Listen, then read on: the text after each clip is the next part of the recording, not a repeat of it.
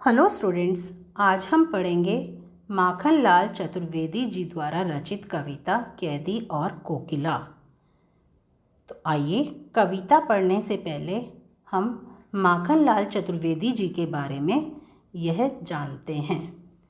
जन्म: इनका जन्म सन 1889 में मध्य प्रदेश के होशंगाबाद जिले के बाबई गांव में हुआ और इनकी मृत्यु सन 1968 में हुई। प्रमुख कृतियाँ रचनाएं: हिम किरीटनी, साहित्य देवता, हिम तरंगिनी, वेणु लो गंजे धरा। इन्हें पद्म भूषण एवं साहित्य अकादमी पुरस्कार से सम्मानित किया गया है। इनकी रचनाएं राष्ट्रीय भावना से युक्त हैं, जिनमें स्वतंत्रता की चेतना के साथ देश के लिए त्याग और बलिदान की भावना मिलती है। इसलिए इन्हें एक भारतीय आत्मा भी कहा जाता है। चतुर्वेदी जी ने भक्ति, प्रेम और प्रकृति संबंधी कविताएं भी लिखी हैं। उन्होंने परंपरागत छंदबद्धता एवं तत्सम शब्दावली के स्थान पर बोलचाल की भाषा के साथ साथ उर्दू फारसी के शब्दों का भी प्रयोग किया है। इस कविता को पढ़ने से पहले हम जानना चाहते हैं कि इस कविता में है क्या। ब्रितानी उपनिवेशवाद के शोषण तंत्र का बारीक विश्लेषण करती हुई यह कविता बहुत ही लोकप्रिय रही है। यह कविता भारतीय स्वाधीनता सेनानियों के साथ जेल में किए गए दुर्व्यवहारों और यातनाओं का मार्मिक साक्ष्य प्रस्तुत करती है। अर्थात यह कविता उस समय लिखी गई जब हमारा देश आज़ाद नहीं था, हमारे देश पर अंग्रेज़ों का शासन था। वे लोग देश की आज़ादी के लिए संघर्ष करने वाले लोगों को जेल में बंद कर देते थे और उनके साथ बुरा व्यवहार करते थे, उन्हें अनेक कष्ट यातनाएं देते थे। कवि जेल में एकाकी और उदास है, अकेला है और उदास है। कोकिल से अपने मन का दुख, असंतोष और ब्रितानी शासन के प्रति अपने आक्रोश को व्यक्त करते हुए वह कहता है कि यह समय मधुर गीत गाने का नहीं बल्कि मुक्ति का गीत सुनाने का है। कवि को लगता है कि कोयल भी पूरे देश को एक कारागार के रूप में देखने लगी है, इसलिए अर्धरात्रि में चीख उठी है। कवि जब एक कोयल को जेल में गाते हुए देखता है, बोलते हुए देखता है, तो वह ब्रितानी शासन, अंग्रेजी सरकार के प्रति अपने आक्रोश, क्रोध को व्यक्त करते हुए कहता है कि इस समय मधुर गीत नहीं गाना चाहिए बल्कि मुक्ति का गीत गाना चाहिए। और कवि यह भी महसूस कर रहे हैं कि कोयल को भी पूरा देश एक जेल के रूप में लग रहा है, इसलिए वह दुखी होकर आधी रात के समय चीख रही है।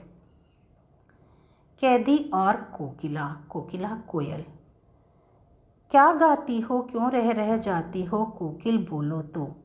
क्या लाती हो, संदेशा किसका है, कोकिल बोलो तो। कवि कहते हैं, हे कोयल, तुम जेल के ऊपर मंडराकर बार बार क्या गा रही हो। तुम अपने मन की कौन सी बात बताना चाहती हो जिसे बताते बताते तुम रुक जाती हो। हे कोयल, कुछ तो बताओ। क्या लाती हो, क्या तुम किसी का संदेश लाई हो। संदेशा किसका है, तो तुम मुझे बताओ कि वह संदेशा किसका है। तुम हमारे मन में किस प्रकार के भाव उत्पन्न करना चाहती हो। हे कोयल, कुछ तो बताओ। ऊंची काली दीवारों के घेरे में, डाकू चोरों बटमारों के डेरे में। बटमार ठग जो रास्ते में लोगों को लूट लेते हैं। अब कवि अपनी स्थिति व्यक्त करते हुए कहते हैं कि यहाँ जेल में हमें ऊंची ऊंची और काली दीवारों में बंद रहना पड़ता है। अर्थात जेल की दीवारें बहुत ऊंची हैं और काली हैं और हम लोग इन्हीं में बंद रहते हैं।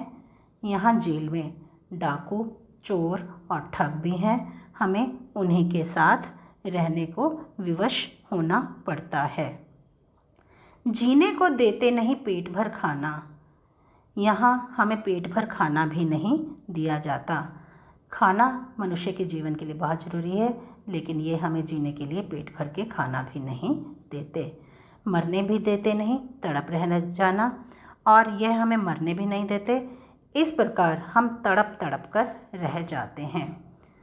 जीवन पर अब दिन रात कड़ा पहरा है। हमारे जीवन पर दिन और रात कड़ा पहरा लगा रहता है, अर्थात अंग्रेजी सरकार के चौकीदार, उनके पहरेदार हमारे ऊपर पहरा लगाए रखते हैं। शासन है या तम का प्रभाव गहरा है। मुझे समझ नहीं आता ये कैसा अंग्रेजी शासन है।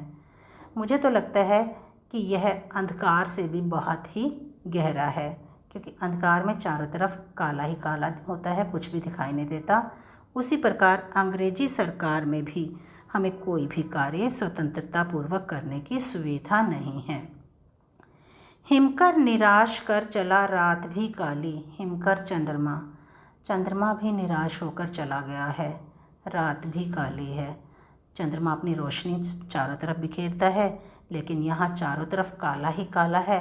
तो ऐसे वातावरण में चंद्रमा भी निराश होकर चला गया। इस समय कालिमा मई जगी क्यों आली। कालिमा मई, काले रंग वाली कोयल, आली सखी। कवि कोयल को कहता है, हे सखी, हे काले रंग वाली कोयल, ऐसे वातावरण में जबकि चारों तरफ काला ही काला है, चंद्रमा भी चला गया है, तो क्यों जागी हुई है। क्यों हूक पड़ी वेदना बोझ वाली सी, कोकिल बोलो तो। क्या लुटा मृदुल वैभव की रखवाली सी, कोकिल बोलो तो। कवि कहते हैं कि हे कोयल, क्यों हूक पड़ी, तुम इस प्रकार जोर से क्यों चीख पड़ी हो। मुझे लगता है कि वेदना, तुम्हारा दुख बोझ वाली सी बहुत भारी है, तुम्हारा दुख बहुत ज़्यादा है, और उस दुख के कारण तुम पीड़ा भरी वाणी में बोल रही हो। हे कोयल, मुझे कुछ तो बताओ कि तुम इस प्रकार दुखपूर्ण वाणी में क्यों बोल रही हो, क्यों ज़ोर से चीख रही हो। क्या लुटा मृदुल वैभव की रखवाली सी। हे कोयल, तुम्हारा कंठ तो बहुत ही कोमल और मधुर है। ईश्वर ने तुम्हें संसार के मधुर खजाने की रक्षा करने का उत्तरदायित्व सौंपा है, क्या उसमें से कुछ लुट गया है। हे कोयल, कुछ तो बताओ, तुम अपने चीखने का कारण बताओ। क्या हुई बावली अर्धरात्रि को चीखी। हे कवि कहते हैं कि हे कोयल, क्या तुम बावली पागल हो गई हो, जो अर्धरात्रि को चीखी, आधी रात के समय चीख रही हो। कोकिल बोलो तो, कोयल कुछ तो बताओ। किस दावानल की ज्वालाएं हैं दिखी, कोकिल बोलो तो। दावानल, जंगल में लगी हुई भयंकर आग। क्या तुमने किसी जंगल में लगी हुई भयंकर आग की ज्वाला को देख लिया है, जिसके कारण तुम इतना चीख रही हो। इन पंक्तियों में कैदियों की दशा और अंग्रेजी सरकार के अत्याचार के विषय में बताया गया है। क्या देख न सकती जंजीरों का गहना, हथकड़ियाँ क्यों यह ब्रिटिश राज का गहना।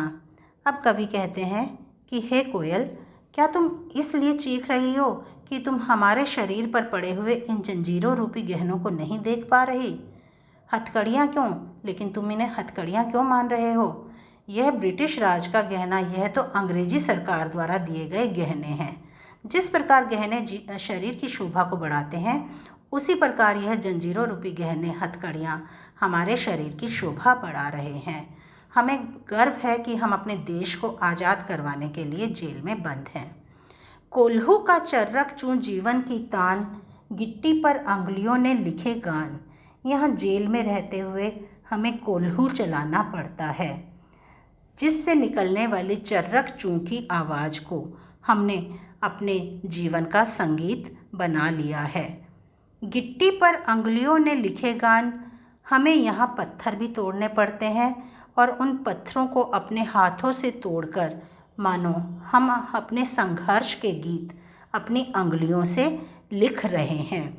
अर्थात हम अंग्रेजी सरकार को यह बता रहे हैं कि जिस प्रकार हम यह पत्थर तोड़ रहे हैं, कोल्हू चला रहे हैं, उसी प्रकार हम तुम्हारे शासन रूपी पत्थर को भी तोड़कर स्वतंत्र हो जाएंगे। हूँ मोट खींचता लगा पेट पर जुआ, खाली करता हूँ ब्रिटिश अकड़ का कुआं।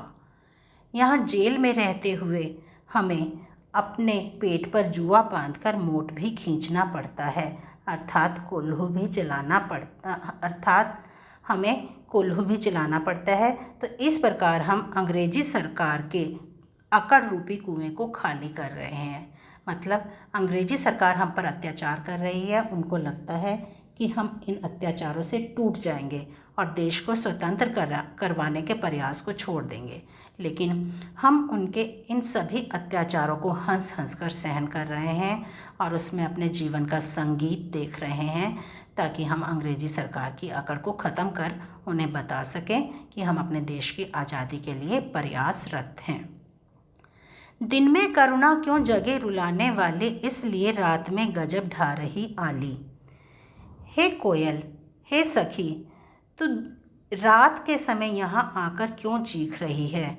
इसका कारण शायद हमें यह लगता है कि दिन में करुणा क्यों जगे रुलाने वाली, दिन का समय संघर्ष और मेहनत का होता है। उस समय तुम्हारी मधुर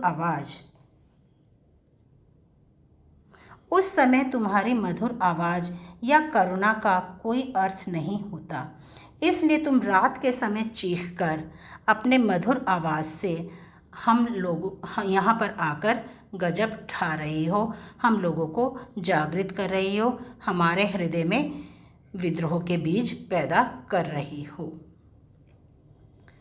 इस शांत समय में अंधकार को बेंध रो रही क्यों हो, कोकिल बोलो तो।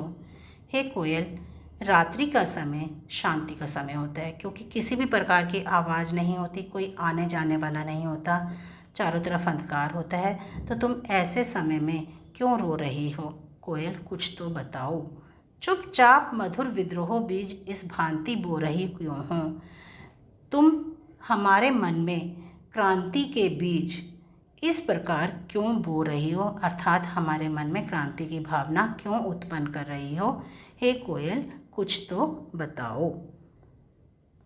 इन पंक्तियों में कवि ने रात, कोयल और अंग्रेजी सरकार में समानता दिखाई है। कवि कहते हैं, काली तू रजनी भी काली। हे कोयल, तू भी काली है, रजनी रात्रि भी काली है।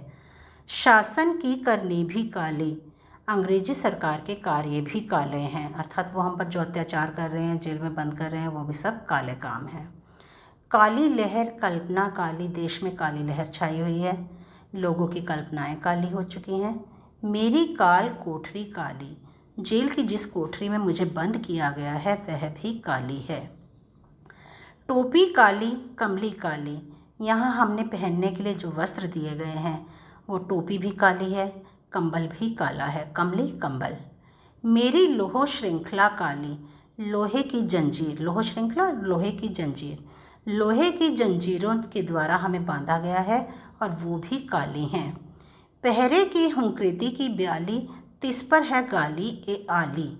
पहरे की हुंकृति हुंकार, पहरेदारों की हुंकार, उनकी आवाज़ भी ब्याली होता है नागिन की आवाज़ की तरह भयंकर है। तिस पर है गाली ए आली, उस पर है सखी, ये लोग हमें गालियाँ भी देते हैं। इस काले संकट सागर पर मरने की मदमाती कोयल बोलो तो। यहाँ चारों तरफ काला ही काला है, अर्थात सब कुछ अंधकारमय है, संकट लोगों पर छाया हुआ है और यह जेल संकट के सागर के समान है। तो इस काले संकट रूपी सागर में तुम मरने के लिए क्यों तैयार होकर आई है? हे कोयल, कुछ तो बताओ। तुम यहाँ गा अवश्य रही हो, परंतु तुम्हारे जीवन का कोई भरोसा नहीं है, क्योंकि तुम्हारे जीवन पर भी संकट है। अपने चमकीले गीतों को क्यों कर हो तेराती, तुम अपने चमकीले गीतों को, आशा भरे उत्साह भरे गीतों को यहाँ क्यों गाकर व्यर्थ कर रही हो? कोयल, कुछ तो बताओ। इन पंक्तियों में कवि ने अपनी और कोयल की स्थिति में अंतर स्पष्ट किया है। वो कहते हैं, तुझे मिली हरियाली डाली, मुझे नसीब कोठरी काली, तेरा नभर में संचार, मेरा 10 फुट का संसार। कवि कहते हैं, हे कोयल, तुझे रहने के लिए पेड़ों की हरी भरी टहनियाँ मिली हुई हैं, अर्थात तू प्रकृति के आंगन में स्वतंत्र रूप से घूम सकती है। मुझे नसीब कोठरी काली, लेकिन मेरी किस्मत में जेल की यह काली कोठरी है। तेरा नभ भर में संचार नभ आकाश, तो पूरे आकाश में घूम सकती है। मेरा 10 फुट का संसार, लेकिन मेरे घूमने फिरने के लिए मेरा यह संसार केवल 10 फुट की जेल की कोठरी है। मैं इस 10 फुट की कोठरी में बंद हूँ और केवल यहीं घूम सकता हूँ। तेरे गीत कहावे वहा, जब तुम गीत गाती हो तो लोग तुम्हारे गीतों की वाह वाह करके प्रशंसा करते हैं। रोना भी है मुझे गुनाह, लेकिन मैं अगर रोता भी हूँ तो उसे भी मेरा गुनाह माना जाता है। देख विषमता तेरी मेरी, विषमता, विषमता का अर्थ होता है अंतर। देख, तेरी और मेरी परिस्थितियों में बहुत ही अंतर है। बजा रही तिस पर रणभेरी रणभेरी युद्ध का बिगुल, लेकिन अपनी और मेरी परिस्थितियों में इतना अंतर देखकर भी तू युद्ध का बिगुल बजा रही है। इस हुंकृति पर अपनी कृति से और कहो क्या कर दूं। हुंकृति आवाज़, कृति रचना। अब कवि कोयल से कहते हैं कि हे कोयल, तू बता, तेरी इस जोरदार आवाज़ पर मैं और क्या कर सकता हूँ। मैं अपनी रचनाओं में और किस प्रकार की भावनाओं को भर सकता हूँ। हे कोयल, कुछ तो बताओ। अर्थात कवि कहना चाहते हैं कि तुम्हारी प्रेरणा से जेल में रहते हुए भी मैं कविताएं तो रच रहा हूँ, लेकिन इनके अतिरिक्त मैं और क्या करूँ, तुम ही बताओ। मोहन के व्रत पर प्राणों का आसव किसमें भर दूँ। मोहन महात्मा गांधी, आसव रस। महात्मा गांधी ने देश को आज़ाद करवाने के लिए जो व्रत लिया हुआ है, उस व्रत का रस बनाकर मैं किसके प्राणों में भर दूँ। हे कोयल, कुछ तो बताओ, तुम मुझे मार्गदर्शन दो कि महात्मा गांधी के देश को आज़ाद करवाने के लिए मैं अपनी प्राण शक्ति किस दिशा में लगाऊं। काव्य सौंदर्य खड़ी बोली की रचना है। मुक्त छंद का प्रयोग किया गया है। चित्रात्मक शैली है। आधुनिक काल की रचना है। धन्यवाद।